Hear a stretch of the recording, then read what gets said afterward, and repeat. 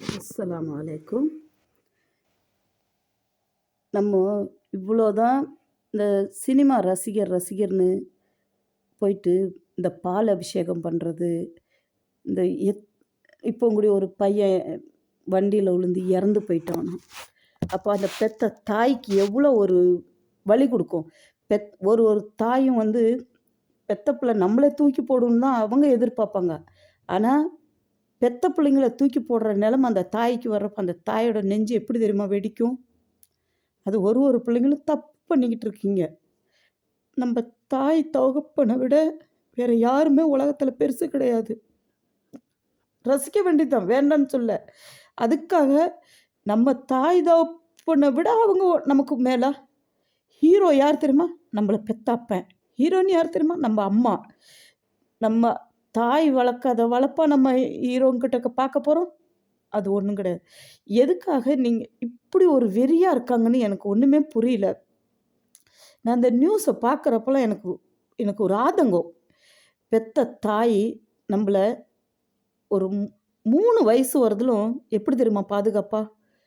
ஒரு ரோஜா பூவை பாதுகாக்கிற மாதிரி, ஒரு ஈ கடிக்காமல் எறும்பு கடிக்காமல் அந்த அளவுக்கு நம்மளை பாதுகாத்து வளர்த்து என்ன அவ்வளவும் செஞ்சு கடைசியாக அவனுக்கு ஒரு 20 வயசு ஆகிறப்போ அதே தாய்க்கு ஒரு நேரம் கஞ்சி ஊற்ற வரமாட்டானுங்க முன்னுக்கு.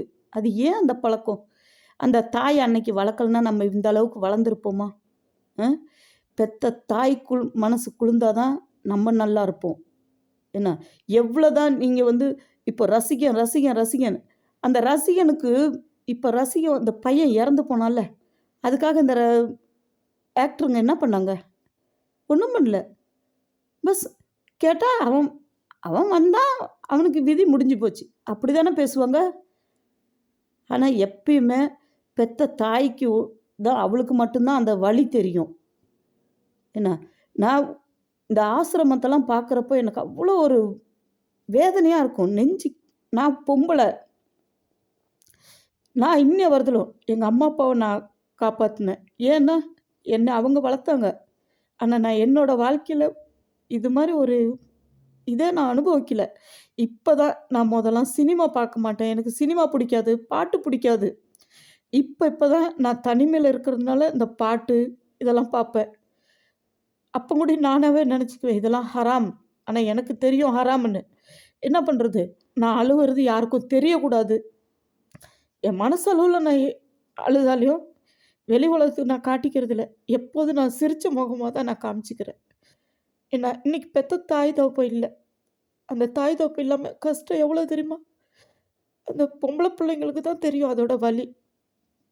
அதனால் தயவு செய்து நான் சொல்கிறேன், யாராக இருந்தாலும் சரி, எந்த பொறுப்போட்ட பிள்ளையாக இருந்தாலும் சரி, உங்களால் முடிஞ்சது தாய் தகப்பனுக்கு ஒரு கொடுங்க.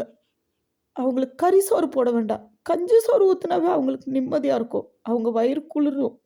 என்ன இதுதான் என்னோடய வேண்டுகோள். நான் எல்லாத்துக்கிட்டையும் கேட்குறது என்ன தெரியுமா? ஒரு ஒரு பிள்ளைங்க இந்த தாயை பாருங்கள்.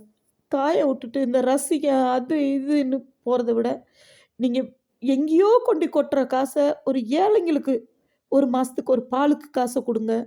உங்களால் முடிஞ்சால் போகிற வழியில் யாரோ ஒருத்தரை பார்த்தீங்கன்னா ஒரு தண்ணியை வாங்கி கொடுங்க, ஒரு சாப்பாடை வாங்கி கொடுங்க. அது போதும்.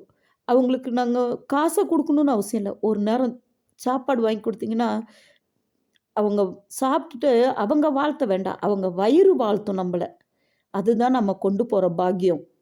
என்ன நம்ம எவ்வளோ தான் கோடி கோடி சம்பாரித்தாலே நம்ம செத்தமாக அந்த 6 அடி மண்ணு தான் நமக்கு. நம்ம கூட வரப்போகிறது எதுவுமே கிடையாது. அதனால் தயவு செய்து பெற்றவங்கள பாருங்கள். அப்புறம்தான் அந்த ரசிகர் அது இதுன்னெலாம். எனக்கெல்லாம் என் வயசுக்கு சினிமா நடிகருங்க பேரும் கூட எனக்கெல்லாம் அவ்வளோ தெரியாது. நான் இப்போ ஒரு வருஷத்தில் தான் நான் வந்து இந்த தனிமைன்ற வாழ்க்கை நான் அனுபவிக்கிறதுனால தான் எனக்கு அதோட வலி தெரியுது. அதனால தான் சொல்கிறேன், தயவு செய்து யாராக இருந்தாலும் சரி, உங்களால் 5 ரூபா கொடுக்குற இடத்துல 2 ரூபா கொடுங்க. அவங்க கறி சோறு சாப்பிட வேண்டாம், கஞ்சி வச்சு கொடுத்தாலே அவங்க ஆயுசுக்கும் அவங்க நிம்மதியாக இருப்பாங்க. அதுதான் நான் ஒரு பிள்ளைங்கிட்டையும் கேட்குறது. எனக்கு தெரிஞ்சதை நான் சொல்லிட்டேன். தப்பாக இருந்தால் மன்னிச்சுக்கோங்க. அதுதான். இன்ஷா அல்லாஹ். அல்லாஹ் ஹேர் கரே.